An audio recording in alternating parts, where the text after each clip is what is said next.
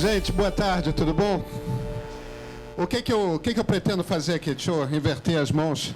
Antes de tudo, esse Dória, como vocês devem imaginar, é um nome italiano. E fizeram isso com um semi-italiano, né? Prenderam minhas mãos. Eu tenho ambas as mãos presas, uma com o microfone e a outra com o controle. Eu não sei se eu vou ser capaz de falar. Eu vou traçar o seguinte aqui. A gente vai ter uma meia hora aí de conversa e eu quero trazer 7 pontos que eu vou passar batido por eles. São 7 pontos que vocês, ao final, vão perceber como que se articulam com essa questão da inteligência artificial. Mas vamos, antes de tudo, deixa eu me apresentar. Meu nome é Pedro Dória, eu sou jornalista, tenho 30 anos de carreira.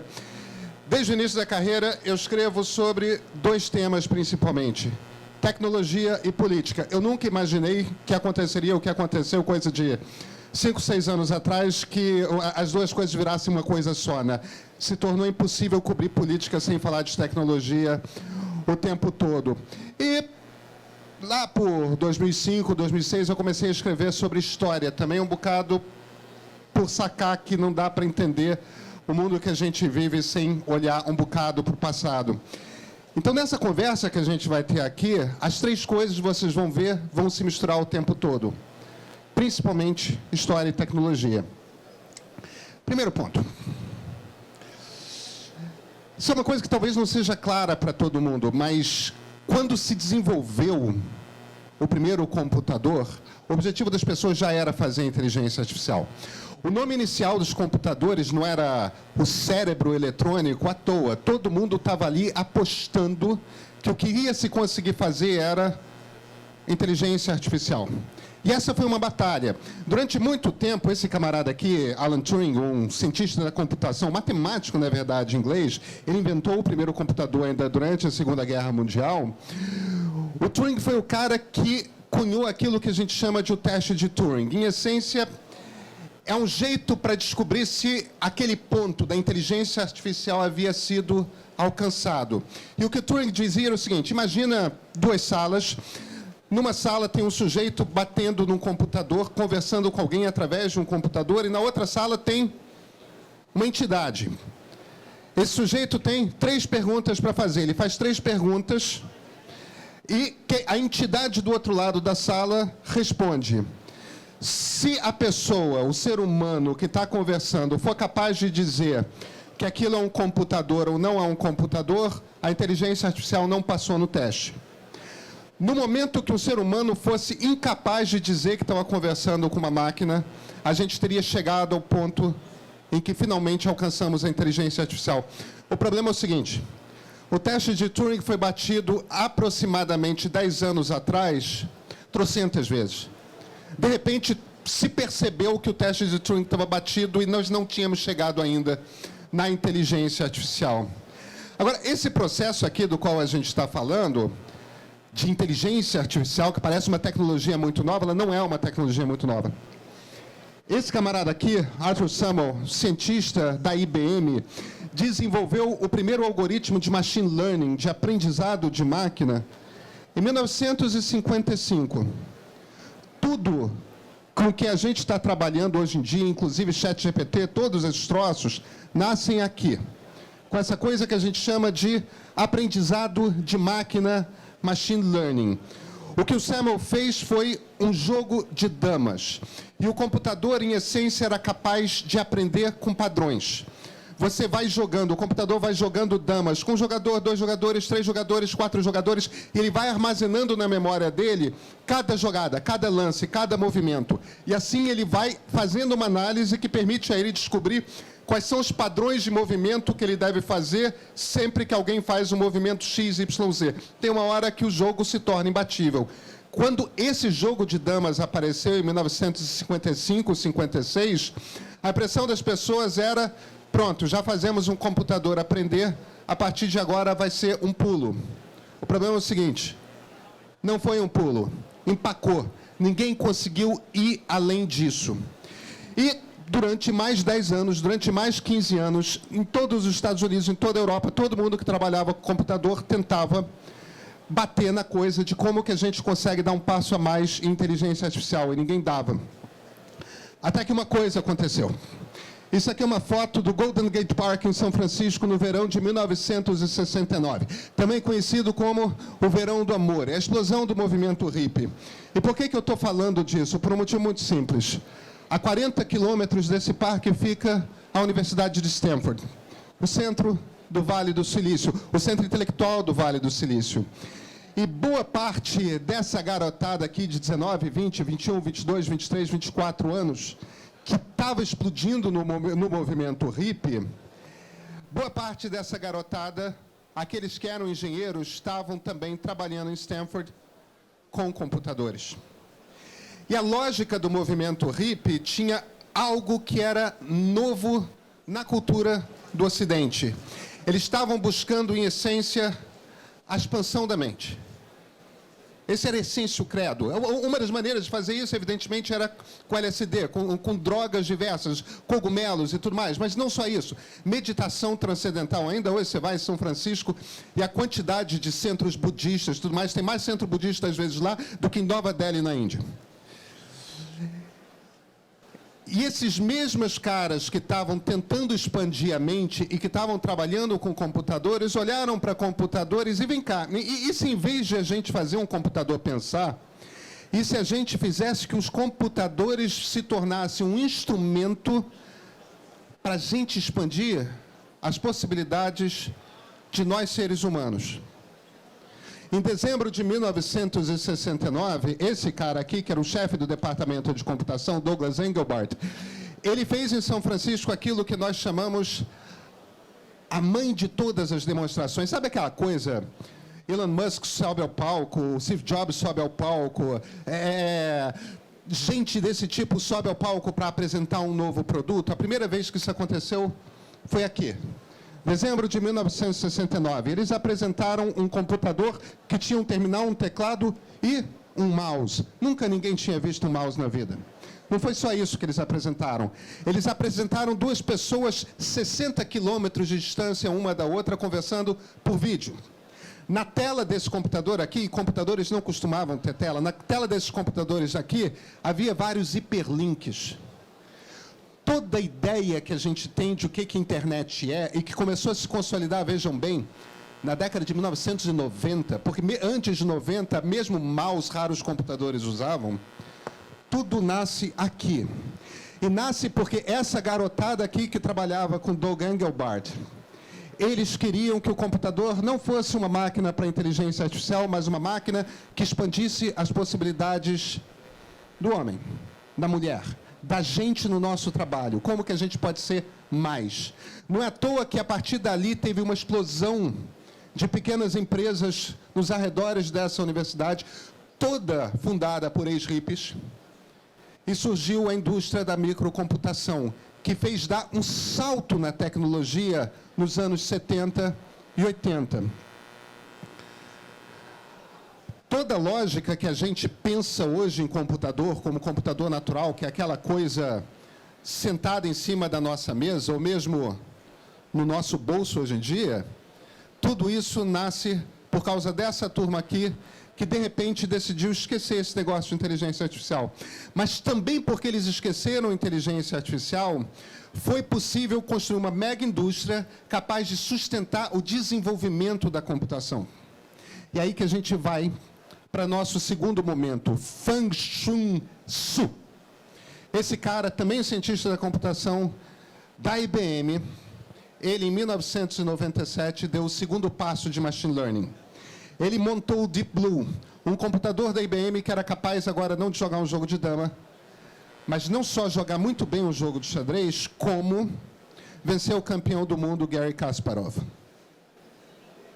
Foi aí, nesse momento, que se descobriu, opa, aquele negócio de aprendizado de máquina, esse troço tem jogo. Dá para a gente voltar a usar esse negócio. Por que começou a voltar a dar para usar esse negócio em 1997 e tinha estancado, parado, em 1955? Capacidade de processamento das máquinas, capacidade de armazenamento das máquinas.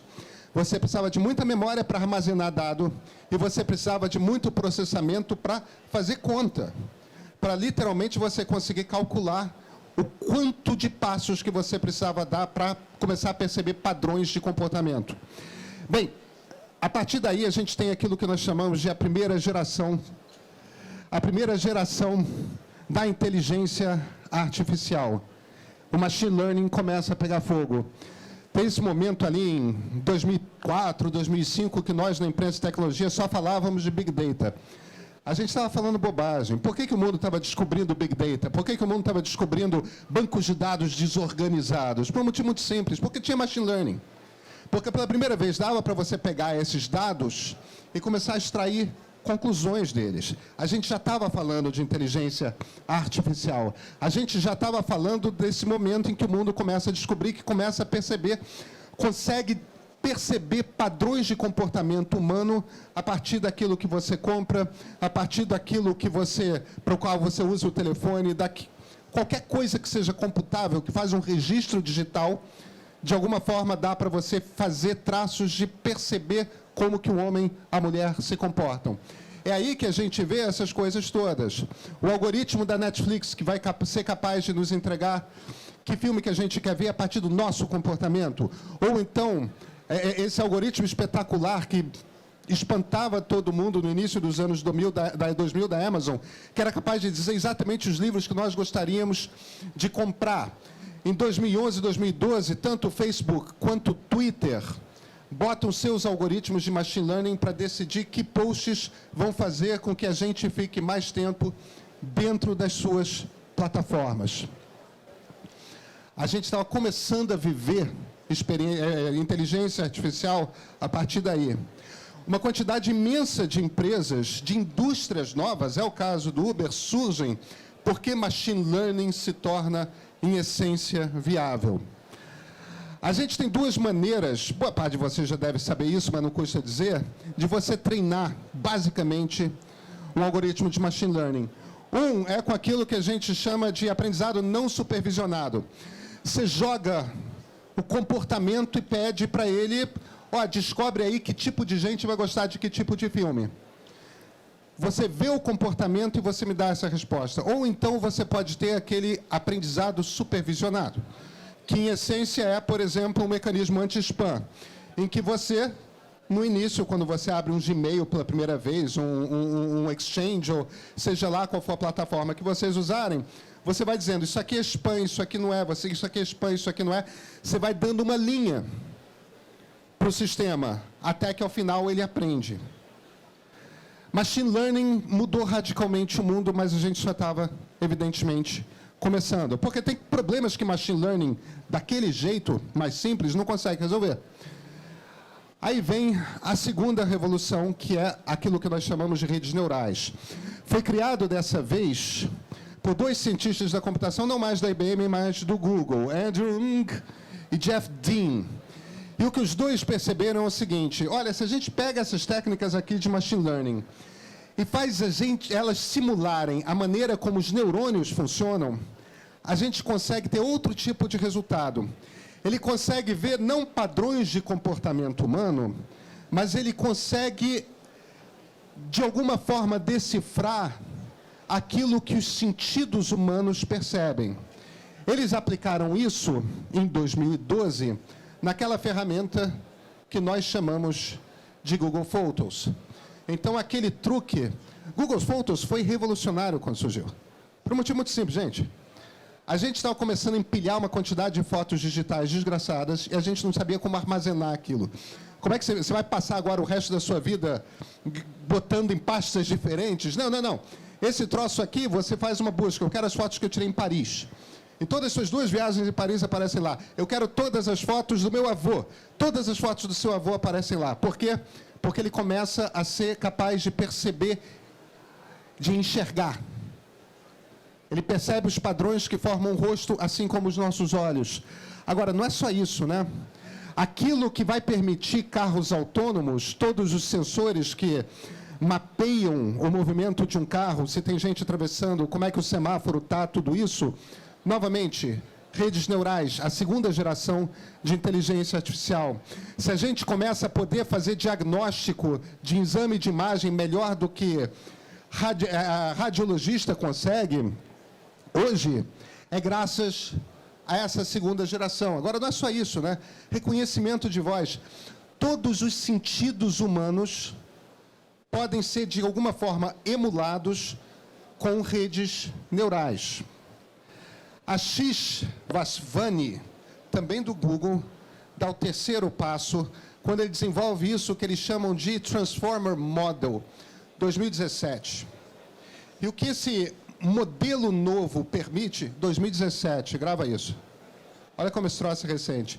O que esse modelo, que a gente chama de a terceira geração da inteligência artificial, é capaz de fazer agora é não apenas perceber padrões de comportamento humano, não apenas simular, emular os sentidos humanos, mas replicar o ato de criação humana. Todos nós nos acostumamos a começar a ver imagens como essa aqui. Isso aqui foi feito pelo Midjourney, um dos muitos sistemas, como o DALL-E, tem outros, que produzem imagens com inteligência artificial generativa ou Gen AI. Não, Donald Trump ainda não foi preso, se é que ele vai ser preso. Mas, num determinado momento, quando ele foi indiciado, muita gente começou a mostrar... Deixa eu tomar um gole d'água aqui.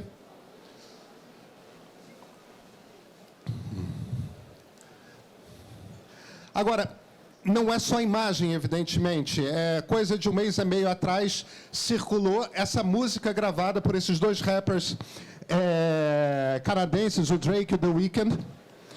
E meu sócio me corrigiu, o Weeknd não tem aquele terceiro E a gravação é a voz dos caras. A letra foi feita com ChatGPT, a voz foi produzida com outro algoritmo de Gen AI, o vídeo foi produzido com Gen AI, tudo era artificialmente construído. A gente está indo para um mundo em que a gente vai ter músicas inéditas, sei lá, dos Beatles, ou do que vocês quiserem imaginar, no ritmo que esse troço está se desenvolvendo. Isso está, evidentemente, por trás também, principalmente, desses grandes modelos que nós chamamos de LLM, Large Language Model, grandes modelos de linguagem como o ChatGPT e, evidentemente, o Bard AI, que ainda não estreou aqui no Brasil, é a versão do Google do ChatGPT, mas que, em semanas, no máximo poucos meses, vai estar por aqui. Os caras que desenvolveram Gen AI ainda estão entendendo o que esse troço é capaz de fazer. Num determinado momento, isso foi no segundo semestre do ano passado, o pessoal do Google que estava brincando com aquilo que se tornou o Bard, num determinado momento tinha um cientista iraniano que começou a fazer umas perguntas mais complexas para o ChatGPT do Google sobre o xiismo, sobre o Islã xiita. E eram perguntas que ele sabia que a ferramenta não tinha como saber, porque só se ela tivesse lido algum texto em persa arcaico. E o troço acertou a resposta. E eles foram lá ver, mas como diabos que o troço acertou na resposta? Por um motivo muito simples. Num determinado momento, esse troço é um crawler de web, né? É um sistema que você joga na web e começa a sugar a informação onde encontra. Num determinado momento, ele começou a se deparar com textos em persa antigo. Então ele se incumbiu a missão de aprender a língua para jogar a informação que estava nesses textos lá dentro, sem que ninguém tivesse dado a ordem para que ele aprendesse aquela língua. Ele simplesmente encontrou textos, dominou a língua e botou para dentro. Quando a gente fala de língua, não se esqueçam do seguinte: isso aqui é uma língua. Não está escrito exatamente com as nossas letras, está escrito com aminoácidos, mas DNA é também uma língua e modelos grandes de linguagem, LLMs, são capazes, ou serão capazes brevemente, de começar a escrever moléculas de DNA. A indústria farmacêutica já está usando. Um dos usos que já estão sendo testados para esse tipo de modelo de linguagem é o seguinte: grupo de foco em pesquisa, você nunca mais vai gastar uma fortuna com isso em pouco tempo. Por quê? Você quer falar com um paulistano da zona leste de classe C até renda média até R$3.000, homem evangélico? Incorpora, pede para o ChatGPT o sistema adaptado para grupo de foco Eu quero conversar com uma persona que tem essa personalidade. E aquele troço vai ser capaz de te dar respostas como alguém com aquele perfil demográfico teria. Só no marketing, esse é um único exemplo, tem um uso aí que já está sendo explorado, tá? A gente ainda não tem usos concretos, mas é coisa de quê? 1 ano? Menos. Na indústria financeira, no mundo dos bancos, a primeira coisa que Gen AI provavelmente vai ter como impacto é toda aquela tarefa que dá tédio, que gera de alguma forma monotonia, de passar por dados e dados e dados e dados e dados e dados e dados para perceber determinadas informações. Isso que é algo que vem já sumindo da vida bancária faz uns 10 anos, finalmente vai desaparecer. Agora, a gente vai para mais do que isso, né?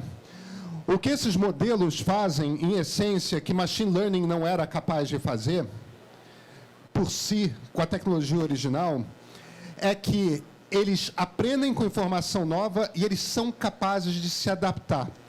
Percebam o que eu vou falar. Como se fossem inteligentes. Eles não são inteligentes. Eles só simulam, parecem ser inteligências. Mas eles são capazes de se adaptar à informação nova. Isso quer dizer que muita coisa muda nos processos diversos de automação de sistemas. O mais evidente é o novo saque. A gente brevemente vai poder chegar a um ponto em que não vamos precisar mais de pessoas no saque. Porque para 99,9% das dúvidas que as pessoas tenham, você vai poder ter uma ferramenta que fala com voz de gente, que gagueja como gente gaguejaria, que percebe o nível de emoção das pessoas. Se alguém quiser que essa interface seja via texto, também pode ser. E que vai conduzindo uma conversa que não é por um roteiro pré-fixado de saque. É uma conversa quase que como se fosse humana. E que vai ser capaz de resolver imediatamente, sem tempo de espera, essencialmente todos os problemas que um cliente pode ter. A gente vai ter um novo gerente também. Agora, o novo gerente aqui provavelmente não vai ser um software. Vai ser um ser humano com software. E esse ser humano com software, em essência, vai ter uma leitura muito detalhada de todo o comportamento daquele cliente. Você está conversando ali com a pessoa e quais são as dificuldades dela, que tipo de conselho você pode dar. O software vai te dizer como é que é o comportamento daquela pessoa, como que você, como gerente, pode ajudar aquela pessoa. E até, evidentemente, sugerir que tipo de produtos aquela pessoa possa adquirir ou não. Boa parte desse trabalho vai estar entregue. Você vai continuar precisando, evidentemente, do carisma, da relação pessoal, tudo mais que frequentemente as pessoas querem ter. E essas máquinas não são capazes de dar. Agora, o processo de, literalmente, processamento de informação individualizada, porque esse é um ponto fundamental. As soluções são realmente personalizadas. São realmente a partir do histórico bancário daquela uma única pessoa. Isso é a chave aqui. E, evidentemente, outro impacto que você vai ter é em segurança. Porque, veja, se o grande drama de segurança de sistemas hoje, de qualquer tipo de fraude, de qualquer tipo de ataque hacker, o problema é sempre você descobrir rápido quais são os novos truques que os hackers, que os vigaristas, que quem está tentando driblar os sistemas estão inventando. Esse troço aqui aprende e se adapta. Assim como ele é capaz de perceber um tumor antes de um radiologista ou oncologista perceber no exame de imagem, ele provavelmente vai ser capaz de perceber fraudes começando e se adaptar para bloquear aquele tipo de fraude, dando muito menos falso positivo do que nós temos hoje capacidade de fazer. E lembra, O Deep Blue, que bateu o Gary Kasparov, é de 1997. Redes neurais são de 2012. O Transformer Model, que permitiu o GenAI, é de 2017. Vocês estão percebendo um padrão aí de velocidade de tempo? Por quê? Porque, no fim das contas, tem um trabalho de criação humana aí, de você bolar novos modelos, mas esse Transformer Model, por exemplo, são 142 linhas de código. 142 linhas de código.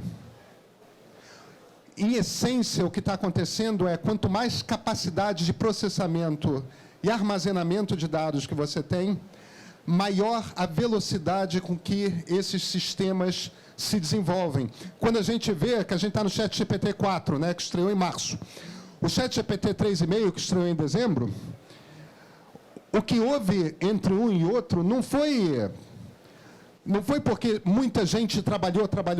Não, é porque o próprio software trabalhou até ficar melhor. Eles se desenvolvem sozinhos. Agora, é bom a gente saber o que essas coisas são de verdade. Muita gente está com esse medo desse cenário 2001, né?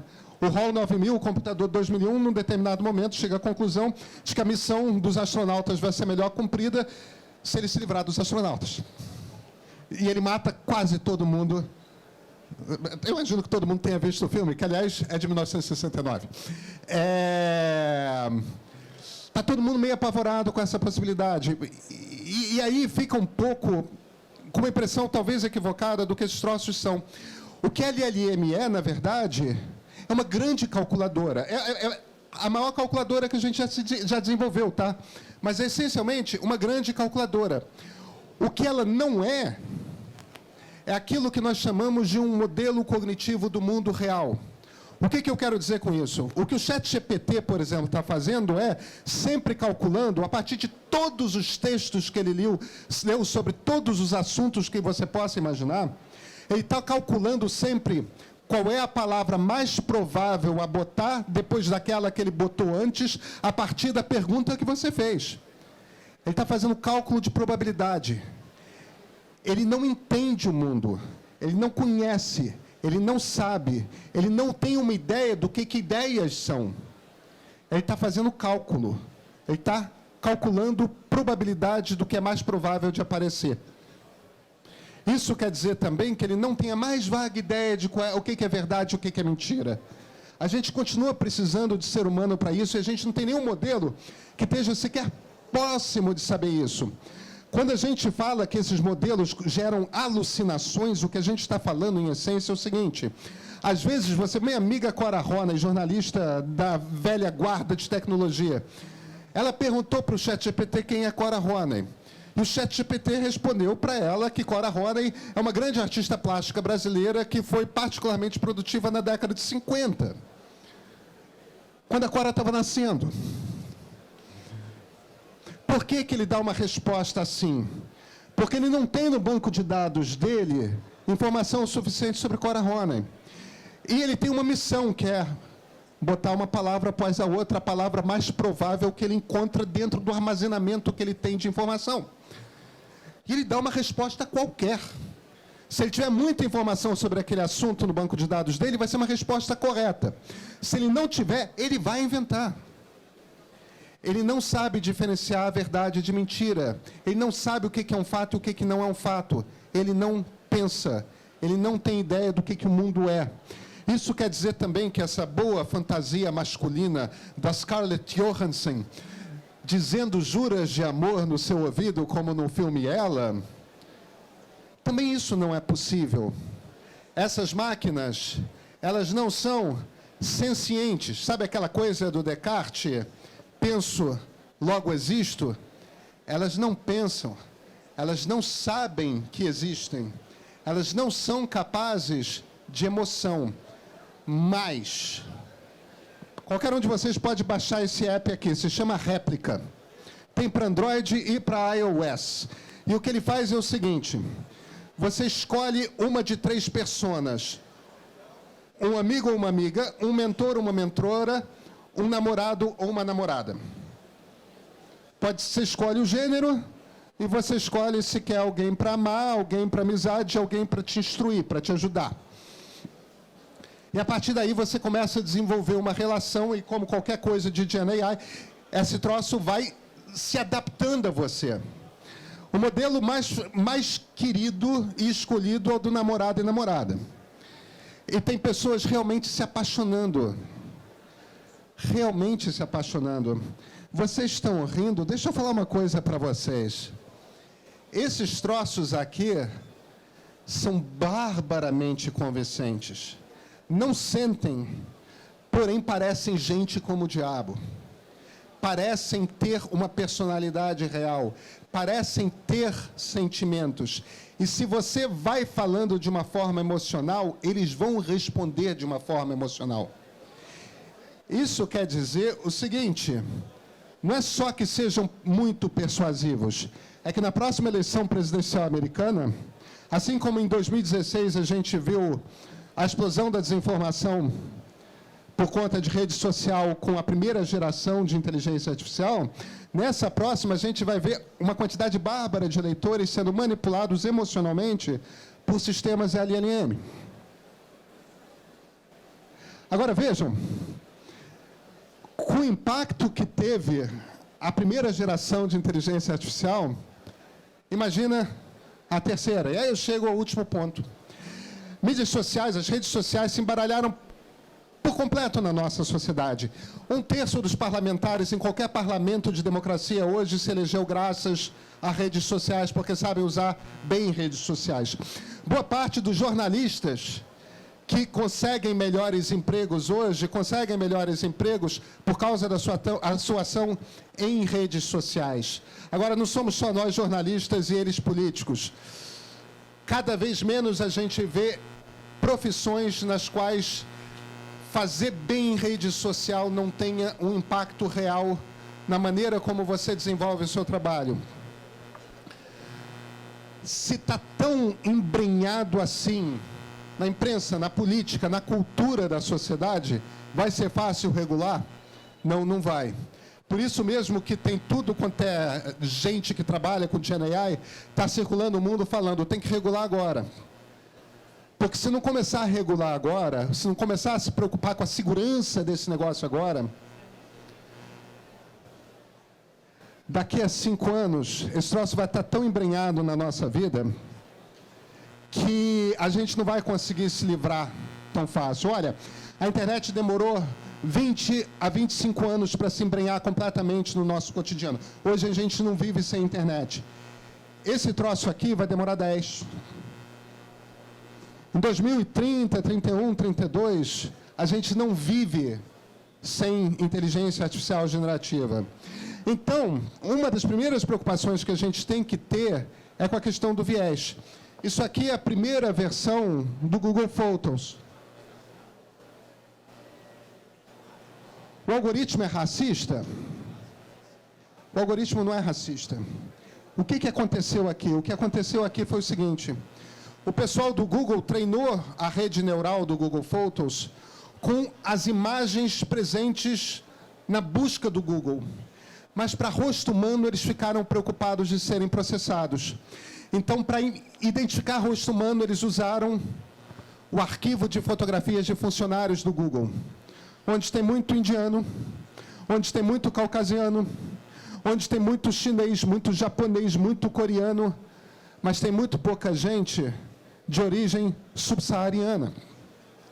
Aí, o algoritmo não reconhecia, na sua primeira versão, o rosto de pessoas negras. E a coisa mais próxima que eles encontraram foi de gorilas.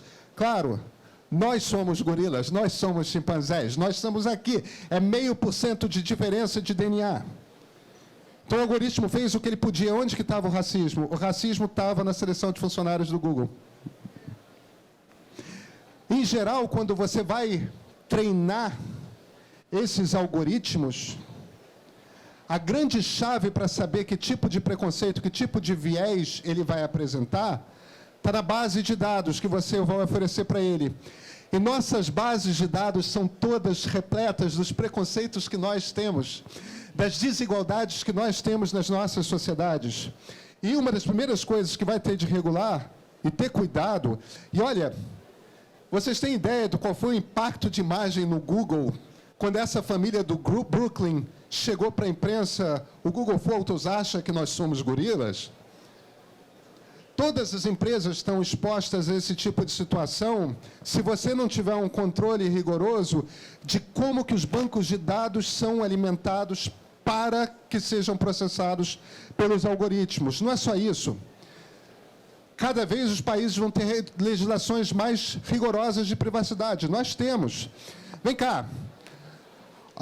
O seu seguro de saúde, o seu banco, que tipo de informação ele pode usar, em que circunstâncias? Com que bancos de dados ele pode cruzar? Tem coisas que têm que ser pensadas pela sociedade, pelas empresas, pelos órgãos regulatórios, que a gente mal começou a pensar ainda. E quando a gente começa a levar em consideração o fato de que esses troços vão entender mais do nosso DNA do que os nossos médicos, a gente tem motivos reais para nos preocuparmos com privacidade. Tem informações que não é só que a gente não quer que os outros saibam. Em alguns casos, tem informações a nosso respeito que talvez a gente não queira nós mesmos sabermos. E essas vão ser perguntas e dúvidas e dilemas que todos nós vamos começar a enfrentar rápido. E aí tem uma das últimas questões, que é a transparência.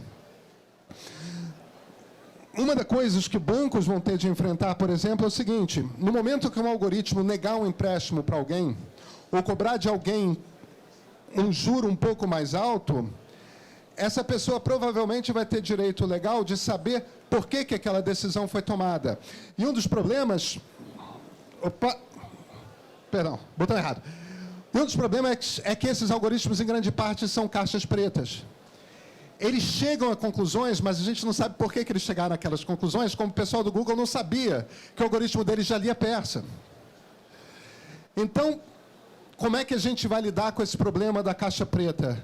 Essa é uma das questões de imagem, de segurança, que tudo quanto é empresa que trabalha com uma base grande de clientes, é o caso de bancos, é o caso de telecomunicações, é o caso de boa parte das grandes empresas que trabalham essencialmente com marketing. Todas essas vão ter de lidar com essas questões muito brevemente. Aliás, já deviam estar começando a ter essas discussões todas agora. E, evidentemente, para você botar um troço na rua, você tem que ter segurança e você tem que testar muito. Sabe, um dos grandes problemas de imagem causados pelo Facebook, que levou o Facebook a mudar o nome da corporação, da holding, para Meta, foi o fato de que vazou a informação de que eles tinham conhecimento de que os algoritmos, principalmente no Instagram, provocavam um dano imenso à autoimagem de meninas adolescentes, a ponto de levar à depressão e tudo mais. Eles sabiam disso. E eles ainda assim botavam o produto na rua. Esse tipo de vazamento vai acontecer. Então, segurança e testagem, você compreender os impactos desses algoritmos, vai se tornar cada vez mais importante. E, por fim, a gente sempre vai ter perguntas desse tipo, né? Que são problemas novos para a sociedade. Quando o carro autônomo matar alguém atropelado, de quem é a culpa? Quem foi o atropelador? Durante um bom tempo, a gente teve a impressão de que a automação ia tirar o trabalho de gente com ensino médio. Um dos impactos desse negócio é que vai tirar o trabalho de algumas pessoas com ensino superior também. Porque esse troço produz texto, porque esse troço aprende, porque esse troço é muito sofisticado. Então, aí vale, não só para empresas, mas para qualquer profissional. Quem souber usar desde já essas ferramentas é quem vai ter o trabalho garantido no futuro. Agora, muita gente desempregada é um problema para as nações. Isso é falta de mercado consumidor. Isso é a possibilidade de convulsões sociais como nós estamos tendo, não à toa, já faz 10 anos em todos os países. Então, a gente pode passar por um período de instabilidade com o qual todo mundo tem de se preocupar, com o qual os Estados nacionais têm de se preocupar. Gente, Tem muita coisa aí para processar. Muito obrigado, eu sou todos vocês.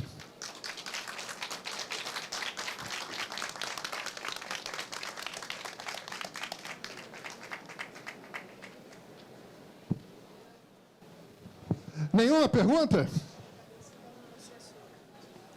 Não precisa ter. Exatamente. É muita coisa para pensar.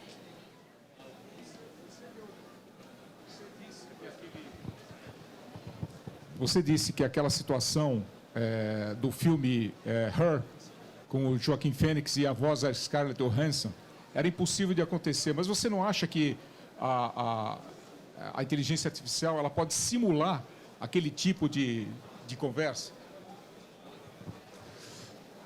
A inteligência artificial pode simular e já é capaz de simular. Tem uma história fabulosa de um rapaz, cientista da computação, que trabalha com GenAI, que teve uma tragédia pessoal na vida dele, que é uma namorada muito querida, era a namorada dele fazia 5 anos, morreu. Ele pegou todas, isso é a história do Vale do Silício, né? Ele pegou todas as conversas que ele tinha tido com ela, por zap, por e-mail, por tudo, e jogou num modelo desses. E num determinado momento ele se tocou que ele tinha se tornado viciado de ficar conversando com ela o dia todo, porque parecia estar conversando com a namorada dele. E ele desligou. Ele percebeu que aquele troço ia acabar fazendo mal para ele. Agora, no filme, tem uma hora que a inteligência artificial vai para um lugar onde estão outras inteligências artificiais, porque ela pensa, logo existe. Isso não acontece. Obrigado pela apresentação, né? Você comentou sobre uma base de dados possivelmente enviesada, só que acidentalmente, né? Como se proteger de um viés proposital? Alguém que queira, talvez uma regulação ou algo assim. Então, alguém queira induzir algo, né, em função, esse algoritmo gerar algo, mas propositalmente feito, não uma black box ali. Como se proteger de um viés? Você tem que ter processos internos. A única maneira de lidar com isso é processo. Como aliás, qualquer coisa em segurança de tecnologia. Você tem que ter processos. Ninguém pode fazer nada sozinho dentro da empresa. Todo mundo que faz alguma coisa, outras pessoas têm que estar. Você tem que ter um processo de revisão. Tem várias empresas de consultoria, aliás, a própria Embratel oferece esse tipo de serviço. Vai fazer parte da segurança mais básica, você ter uma noção exata de quais são os vieses. Você não vai conseguir gerar um banco de dados sem viés, mas você tem que ter consciência de quais são os vieses lá, e nem sempre isso é trivial. As empresas vão ter que aprender muita coisa nova para trabalhar com isso. É claro que sim. Não, veja, seres humanos são barbaramente necessários nesse processo de treinamento das inteligências artificiais. Você tem um conceito que é o do turco automático, você tem no norte da África, na Ásia, vários galpões e várias pessoas que trabalham em casa treinando esses modelos de inteligência artificial, lendo e marcando. Isso aqui é uma pessoa com raiva, isso aqui é uma pessoa para você, por exemplo, fazer teste, para fazer exame de sentimento. Então, assim como você tem nesse nível baixo, você vai ter no nível sênior, entendeu? De altos executivos que vão ser responsáveis por desenhar os processos para garantir a segurança da montagem desses algoritmos todos, né?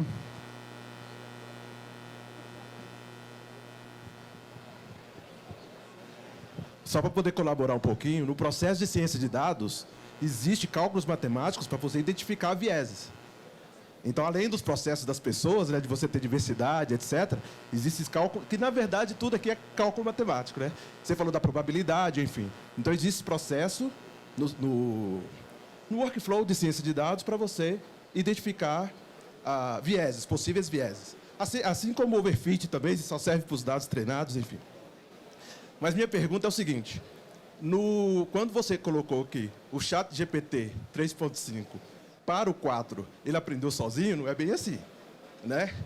Porque o número de parâmetros que o 3.5 tem é infinitamente, não infinitamente, são bilhões, e para o chat GPT-4 está indo para trilhões. Então, sim, existem pessoas trabalhando ali fortemente para poder treinar o modelo, enfim. Não é que aprendeu sozinho, o 3.5 virou 3.4 por si só. Não tem uma mágica. Nada como especialista. Carlos, você tem toda a razão, é isso mesmo. E isso é... Aí a gente pode até avançar, são as sweatshops do século XXI, né? Você tem essa quantidade imensa de pessoas sendo pagas uma quantidade muito pequena de dinheiro em vários lugares realmente pobres do mundo, essencialmente com um computador no colo, marcando coisa para treinar essas inteligências artificiais. E sim, você tem um aumento de bancos de dados que é fundamental, da quantidade de dados processados que é fundamental. O meu ponto, essencialmente, e certamente eu super simplifiquei, é que, a partir daí, a lógica do sistema é que ele vai deglutindo aquelas informações e processando e chegando a conclusões por conta própria. Porque é isso. Aliás, eles estão com um problema curioso, o pessoal da Amazon já identificou, que é o seguinte: muitos desses trabalhadores que alimentam o banco de dados estão começando a usar ChatGPT para processar os textos que eles recebem para ensinar o ChatGPT, o Bard, etc. E aí começa a criar um problema novo, que é o seguinte, porque isso deteriora a qualidade do algoritmo. E não se sabe ainda que tipo de efeito é, mas eles estão começando a montar algoritmos para identificar quando que o processamento de alguém que foi pago para ler de fato um texto e taguear aquele texto, ao invés de fazer isso, mandou um sistema qualquer fazer. Porque isso pode prejudicar em muito a qualidade futura dos desenvolvimentos.